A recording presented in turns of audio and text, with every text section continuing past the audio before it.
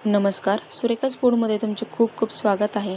आज आपण झटपट अगदी 20 मिनिटांमध्ये छोले मसाला कसा करायचा ते बघणार आहोत. त्यासाठी इथे 2 वाट्या छोले रात्रभर असे भिजवून घेतलेले आहे. आता याचे पाणी निथळून घेतलेले आहेत. आता ह्याच्यासाठी लागणारं साहित्य बघूया. त्यासाठी 2 टमाटर असे खिसून घेतलेले आहेत. त्याचबरोबर इथे 3 कांदे मी बारीक चिरून घेतलेले आहेत. 1 चमचा बेडगी मिरची पावडर, अर्धा चमचा हळद, चवीपुरतं मीठ आणि इथे 2 चमचे मोठे गच्च भरून असं काळं तिखट वापरलेलं आहे. त्याचबरोबर 1 चमचा धनेपूड आणि अर्धा चमचा गरम मसाल्याचा वापर करायचा आहे. त्याचबरोबर आपल्याला इथे एक वाटण तयार करून घ्यायचं आहे. त्यासाठी अर्धा इंच आलं, 8-9 लसूण पाकळ्या, थोडे ओल्या नारळाचे काप घेतलेले आहेत. तुम्ही इथे सुका नारळसुद्धा वापरू शकता. असे पातळ काप करून घ्यायचे आहेत. थोडीशी कोथिंबीर घ्यायची आहे. तमालपत्र, हिरवी वेलची, काळी मिरी, लवंग आणि दालचिनीचे काही 2 तुकडे घेतलेले आहेत. सर्वात आधी आपल्याला ह्या खोबऱ्याचं वाटण बनवून घ्यायचं आहे. तर मिक्सरच्या भांड्यामध्ये सर्व खोबऱ्याचं वाटण बनवून घ्यायचं आहे. त्यासाठी घालून घेतलेलं आहे. तुम्ही बघू शकता छान असं मिक्सरला फिरवताना थोडंसं मी पाण्याचा वापर केलेला आहे, जेणेकरून अशी छान असं याची प्युरी बनवता येईल. आता काय करायचं आहे, आपल्याला छोले मसाला बनवण्यासाठी इथे मी कुकर घेतलेला आहे. तेल गरम झालं की त्याच्यामध्ये खडे मसाले टाकून घ्यायचे आहेत. आपण हा छोले मसाला झटपट 20 मिनिटांमध्ये बनवणार आहोत. त्यासाठी कुकरचा वापर केलेला आहे आणि डायरेक्ट ह्याची भाजी बनवणार आहोत. आता गरम मसाले छान असे परतले गेले की त्यातच आपल्याला बारीक चिरलेला कांदा टाकून घ्यायचा आहे. आता हे तुम्ही बारीक चिरलेला कांदा वापरण्याऐवजी ह्याची प्युरीसुद्धा वापरू शकता. आता हा बारीक चिरलेला कांदा आपल्याला छान असा मीडियम गॅसवर परतून घ्यायचा आहे, जेणेकरून त्याचा कच्चापणा जाईल. छान असा सॉफ्ट होईपर्यंत आपल्याला परतवून घ्यायचा आहे. कांदा छान परतल्यानंतर छान अशी ग्रेव्हीला चव येते. त्यासाठी कांदा आपल्याला छान असा तांबूस रंगावर परतून घ्यायचा आहे. तुम्ही बघू शकता कांद्याला छान असा तांबूस रंग आलेला आहे.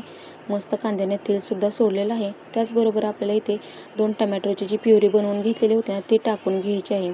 अशा प्रकारे प्युरी बनवली तर छोले मसाल्याला छान अशी ग्रेव्ही अशी दाटसर बनते आणि टमॅटोसुद्धा छान लवकर असा शिजला जातो. अजिबात वेळ लागत नाही.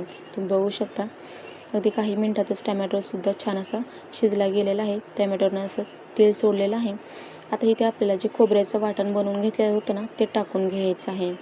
इथे मी ओल्या नारळाचे काप वापरले आहेत. तुम्ही इथे सुका नारळसुद्धा वापरू शकता.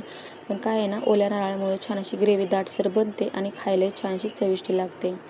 आता हे खोबऱ्याचं वाटण मस्त असं आपल्याला कांदा टमॅटोबरोबर तेल सुटेपर्यंत परतून घ्यायचं आहे. पूर्ण ह्याचा कच्चापणा घालून घ्यायचा आहे. छान असं परतून घेतल्यानंतर तुम्ही बघू शकता छान असे वाटणाला तेल सुटलेलं आहे. आता इथे आपल्याला अर्धा चमचा हळद टाकून घ्यायची आहे. त्याचबरोबर इथे 1 चमचा मी धनेपूड टाकणार आहे आणि इथे आपल्याला 2 चमचे एवढा काळा मसाला टाकून घेणार आहे. इथे तुम्ही तिखट तुमच्या आवडीनुसार कमी जास्त करू शकता. त्याचबरोबर इथे बेडगी मिरची पावडर घेतलेले आहेत 1 चमचा. यामुळे काय होतं, छान असा रंग येतो छोले मसाल्याला. इथे मी चवीपुरतं मीठ टाकून घेणार आहे. 1 चमचा एवढा मिठाचा वापर केलेला आहे. गॅस मिडियमच ठेवलेला आहे. आता हे कोरडे मसाले टाकल्यानंतर छान अशा मसाल्यामध्ये मिक्स करून घ्यायचं आहे. छान असं परतवून घ्यायचं आहे.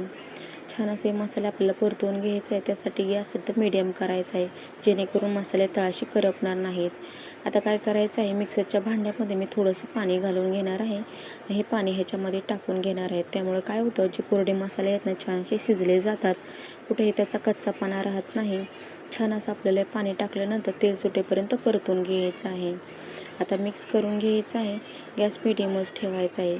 इथे आपल्याला मसाला छान असा परतला गेल्यानंतरच आपल्या इथे ग्रेव्ही अशी छानशी चवदार बनते.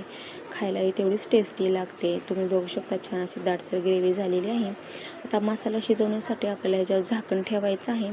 एक 10 सेकंदासाठी आपल्याला हा मसाला छान असं शिजवून घ्यायचा आहे. तुम्ही बघू शकता छान असं 10 सेकंदानंतर मस्त असा मसाला शिजलेला आहे. तेल छान असं सुटलेलं आहे. परफेक्ट अशी आपल्याला इथे ग्रेव्ही तयार झालेला आहे. आता ह्याच्यामध्येच आपल्याला जो भिजवून घेतलेले जे छोले आहेत ना, ज्याला आपण काबुली चणे असेही म्हणतो, ते सर्व मी टाकून घेणार आहे. मस्त होते अशा प्रकारे चमचमीत अशी छोलेची भाजी. तुम्ही नक्की ट्राय करून बघा.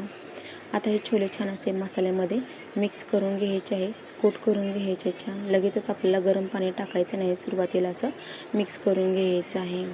खोबऱ्याच्या वाटणातले हा छोले मसाला तुम्ही नक्की ट्राय करून बघा. त्याचबरोबर इथे मी 2.5 ते 3 ग्लास एवढं गरम पाणी करून घेतलेलं होतं. ते गरम पाणी ह्याच्यामध्ये टाकून घेणार आहे. कोणत्याही ग्रेव्हीच्या भाजीला तुम्ही गरम पाण्याचाच वापर करायचा आहे. यामुळे काय होतं, भाजीला असा रंग छान येतो आणि चवीलाही चांगली लागते.